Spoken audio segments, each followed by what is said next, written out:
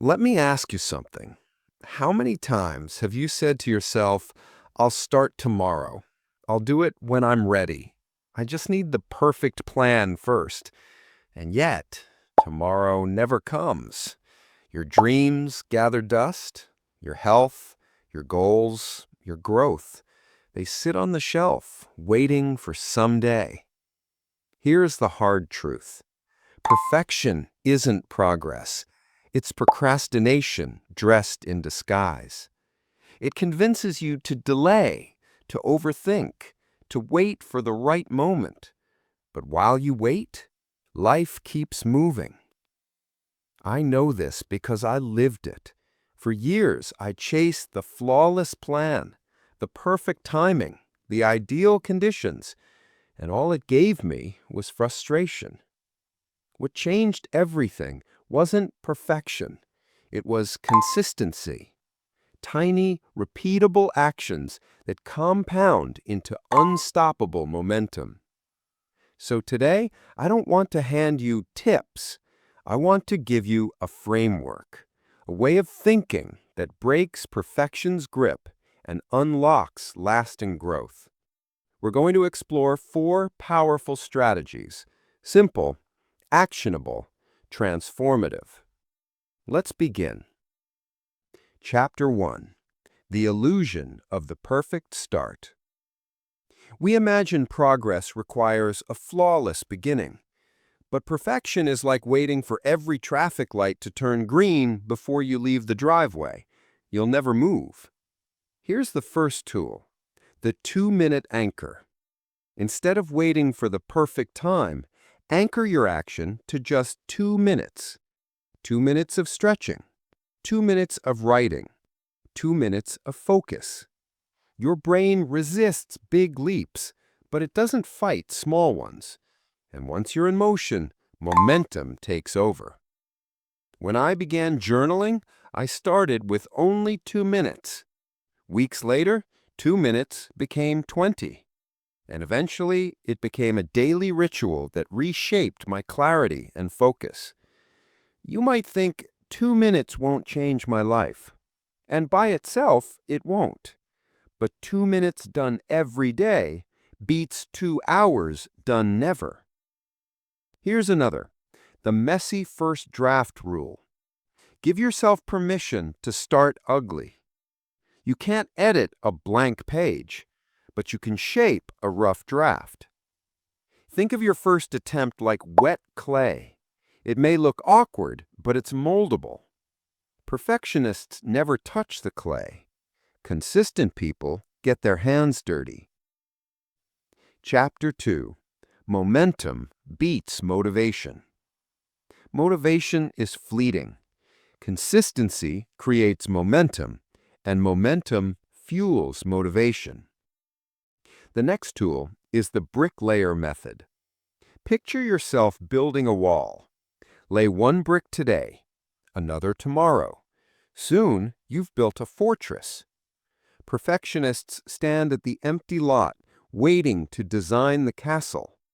Consistent people start with a single brick. Neuroscience shows progress itself releases dopamine, the brain's reward chemical. That's why small wins fuel the drive to keep going. I worked with someone who committed to writing just 1 paragraph a day. Months later, he had a finished book. Not because he felt motivated daily, but because he laid brick after brick. Next, try the chain of evidence. Track every time you show up. Mark the calendar. Check the box. See the streak grow. It's like forging a chain, 1 link at a time. Break the chain, and you feel the loss. Keep it growing, and the chain becomes unbreakable. This works because of loss aversion. We work harder to protect what we've built than to gain something new. The longer the chain, the stronger the pull to continue. Chapter 3. Silencing the Inner Critic. Perfectionism isn't really about high standards. It's about fear. Fear of failing. Fear of being judged. Fear of not being enough. To stay consistent, you must quiet that voice. Here's how. The inner critic override. Name the voice in your head. Give it a character. When it whispers, "You're not ready, this isn't good enough," answer back. Say, "Thanks for your input, but I'm showing up anyway." By separating yourself from the voice, you weaken its grip. Psychologists call this cognitive defusion, detaching who you are from what you think. Another tool is the 80% rule.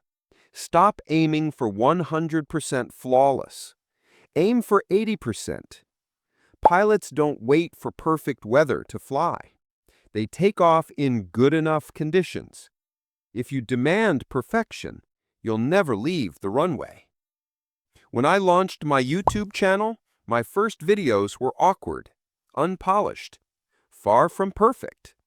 But if I had waited until I was ready, you wouldn't be hearing this right now. Chapter 4. Identity creates consistency. The real secret isn't intensity, it's identity. The person you believe you are shapes what you do. That's why I teach the identity anchor. Don't just say, "I want to write." Say, "I am a writer." Don't say, "I should exercise." Say, "I am someone who takes care of my body." Behaviors tied to identity stick far longer because you're not forcing action, you're living out who you believe you are. And here's another, the focus funnel. Filter every choice through one question. Does this align with the person I want to become? Picture a funnel catching every option. The distractions and fears get stuck. Only aligned actions pass through. This is how you create consistency, not through willpower, but through identity. Integration and conclusion. So here's the truth. Consistency isn't about being flawless. It's about being faithful, about showing up, brick by brick, day by day, 2 minutes at a time. The 2-minute anchor, the bricklayer method, the inner critic override, the identity anchor. Together, they form a system, a rhythm of progress that doesn't depend on perfect timing, motivation, or flawless execution. This isn't just about habits.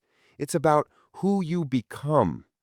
Because every time you choose consistency over perfection, you're casting a vote for your future self. So here's the mantra I want you to carry with you. Small steps, repeated daily, create unstoppable momentum. Perfection is an illusion. Consistency is transformation. And from one growth-minded person to another, here's what I know for sure. If you wait for perfect, you'll wait forever. But if you commit to consistent, you'll change forever. If this resonated, hit like, subscribe, and share it with someone who needs this reminder. And tell me in the comments, what's one small, consistent action you're committing to this week? Declare it, because once you declare it, you begin to live it. Thanks for watching, and I'll see you in the next one.